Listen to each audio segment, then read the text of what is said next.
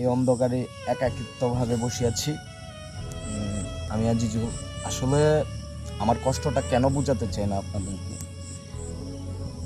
এই পৃথিবীতে আমি চাই সবাই সুখী থাকুক, সেজন্য আমি আমার দুঃখটা কারোর সাথে শেয়ার করে তাকে দুঃখ দিতে চাই না। এটা হলো আমার মূল প্রবলেম।